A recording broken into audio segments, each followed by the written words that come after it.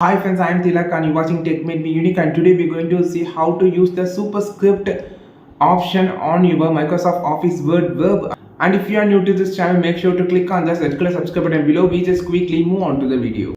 So how to use the Superscript on your Microsoft Office Word verb. So in font option, you can see this is called Superscript and its keyboard shortcut was Ctrl plus Shift plus plus.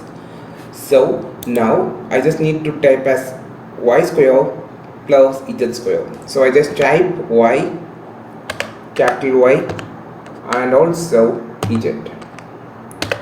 Okay. Now I need to be square here. So I just making big. So make 2 here and also 2 here.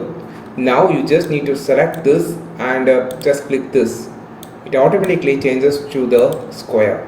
So this options allows you to make this like this, or otherwise you just need to, you can see whenever after completing this, whenever you type, it's actually on the normal position. When you continue here, it will be like this, but if you want to change it, just select this and also turn off the superscript. Automatically changes like this.